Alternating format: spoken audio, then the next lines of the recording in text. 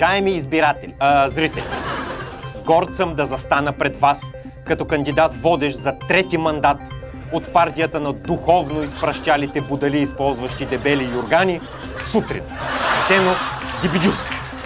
Убеден съм, че ще ми натресете вашата подкрепа, защото и без друго няма кандидат, който да се навие да чете глупостите на сценаристите безплатно. И като за начало, нека ви представя и листата с кандидатите за не-общински съветници, за които не останаха нито номера, нито преференции заради бумът на кандидати около местния, или по-скоро постния вод. Режисьор без преференция – Коцето. Оператор без камера – Ицо.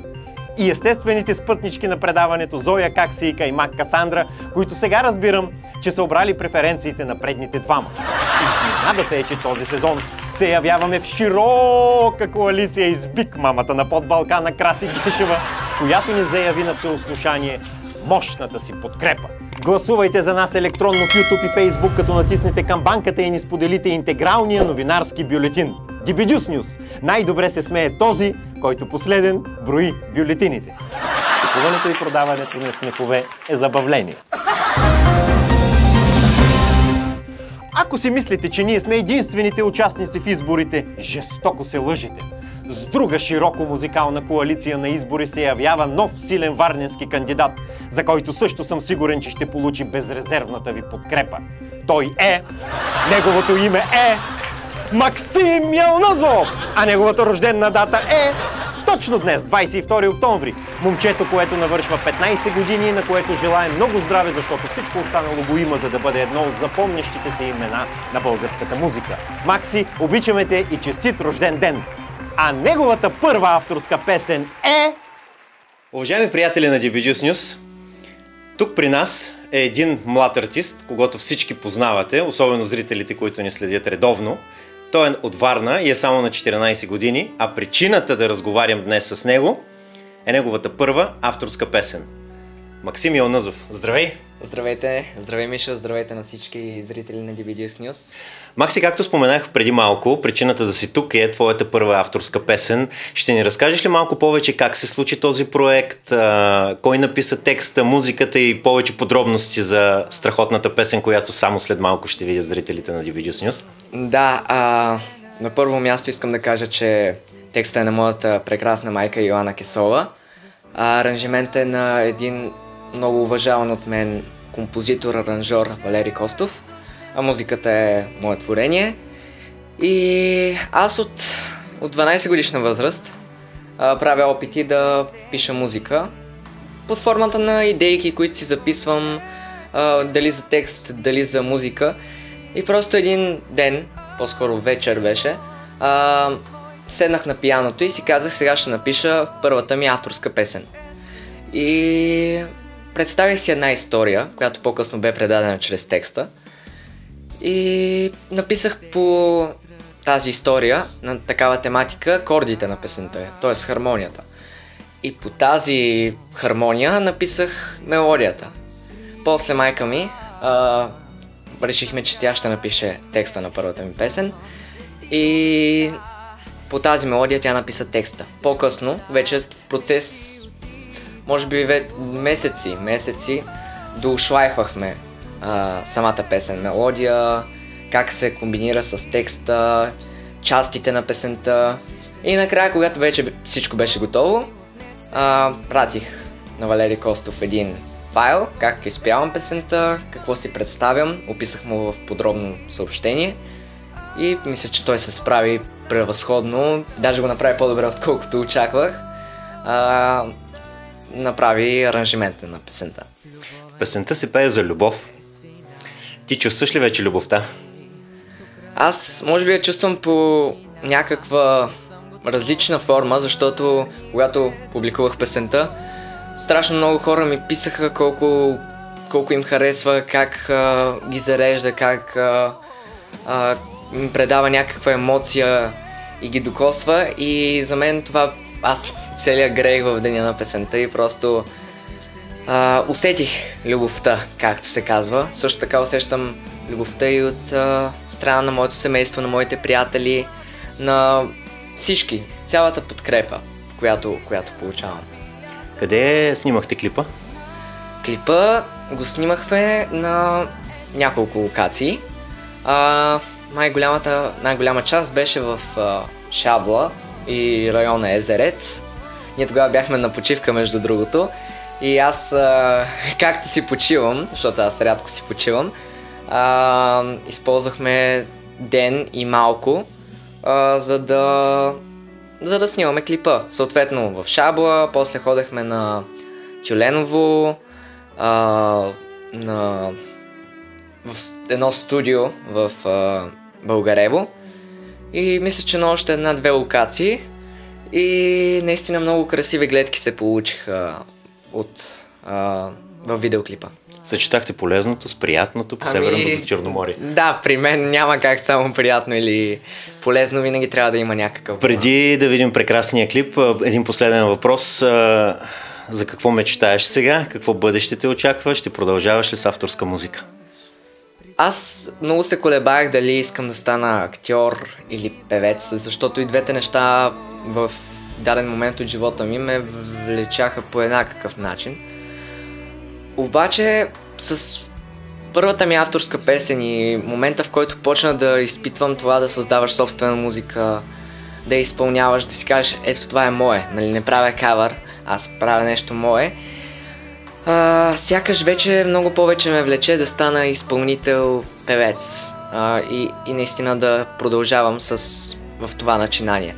Имам още идеи, вече съм направил една втора песен като музика и текст, но няма да издавам много, сами ще видите с времето и мисля бавно, стъпка по стъпка да ги реализирам, дори на такава ранна, крехка възраст. Целият екип на DBG's News ти го желая от сърце. А вие, уважаеми зрители, на фона на това прекрасно момче, продължавайте да мечтаете, защото мечтите се сбъдват. Макси, успех на новата песен. Благодаря.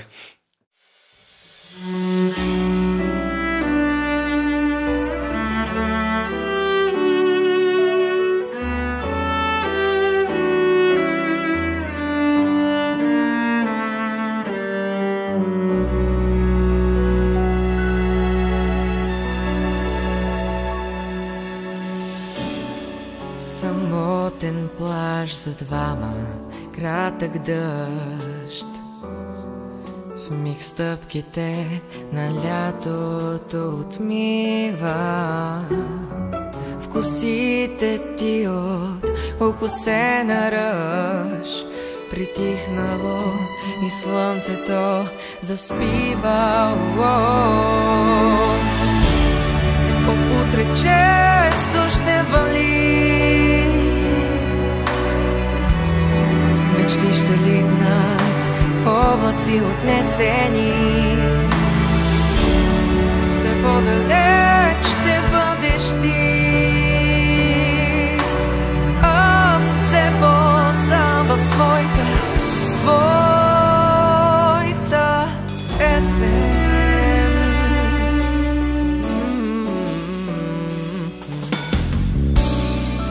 Не дей да тръгваш, не сега. В секунда нежност времето ни скрива. Накарай ме да вярвам, ти обеща, че с август любовта не си отива. От утре често ще вали, мечти ще литнат в облаци отнесени. Все по-далеч ще бъдеш ти, аз все по-сам в своята есен. В любовен разказ без финал, сърцето си до край отдал. За тишина не съм готов, върни се тук, любов.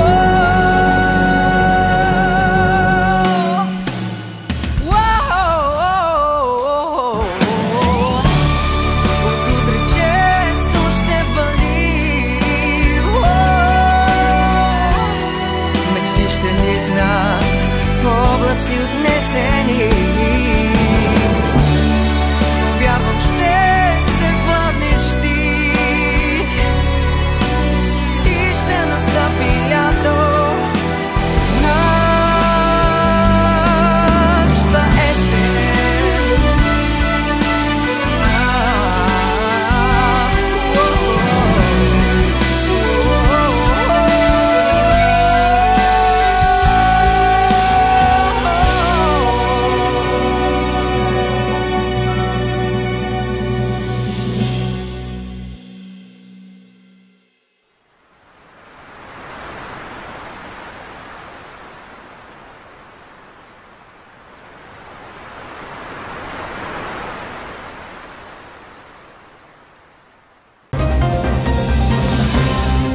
И като за финал на днешната предизборна емисия, остана да ви прочета и кратките ни новини.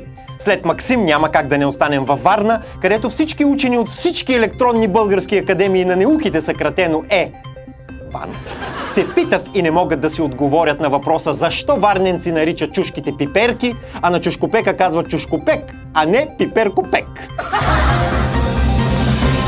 Учените от ядрената космическа обсерватория към електронната българска академия на науките, съкратено ЯКО БАН, установиха, че ако видите падаща звезда по-голяма от Луната, няма смисъл да си пожелавате нещо. 22:30. Това е часът, в който всеки ученик се сеща, че госпожата е казала утре да занесе в училище картонен макет на Рилския манастир, домашна баница, папиемаше на мадарския конник, 9 чамови летви и 5 кълбенца разноцветна прежда. Следва криминална новина. Службите за сигурност се опитали да подслушат разговор между Тити Папазов и Любен Дилов син. Не могли да разберат нищо. Гинеколози от цялата страна се събраха на конгрес под мотото "Къде бъркаме, колеги?" Завършваме с две спортни новини. Вчера експерти прегледаха пътищата в Карлово и решиха, че трасето е твърде тежко, за да бъде включено в ралито Париж-Дакар. И втората новина, тазгодишното рали България беше спечелено от бус с мигранти. С това нашия първи и 69-ти епизод на емисията новини DB Juice News завърши. YouTube и Facebook са платформите, на които може да ни гледате и да ни споделяте. Благодарим ви, че бяхте с нас, а като за финал завършвам с една българска поговорка. Ако имаш две ризи, купи си и яки, че идва зима. Чао и до скоро! Горд съм да застана пред вас. Пред вас. Най-добре се смее последен. Ма това избяга много бързо. Гласувайте за нас електронно в YouTube и Facebook, като натиснете камбанката и ни споделите интегралния новинарски бюлетин. DB Juice News. Най-добре се смее последен този. Това що така сме го написали, бе? Учените от ядрената космическа обсерватория към електронната българска академия на науките, съкратени ЯКО Обратно трябваше да го кажеш, бе. Ако видите падаща звезда по-голяма от Луната, няма смисъл да си пожелавате нищо. Нещо! Това що толкова го забърза, бе? 22:30, това е часът, в който всеки ученик се сеща, че госпожата е казала утре да занесе в училище картонен макет на Рилския манастир, домашна баница, папиемаше на мадарския конник, 9 чамови летви и 5 кълбенца равноцветна. Майка му да живот фалшив. Това ми пада постоянно. Откриване на шатра, присъствието е силно желателно и задължително. Здравей, Мишо! Здравейте на всички зрители на DB Juice News. Ти пита здравейте, аз отговарям. Давай пак, последно. Максим Ионазов, здравей! Здравейте! Здравей, Мишо! Здравейте на всички слушатели на... Добре, започваме.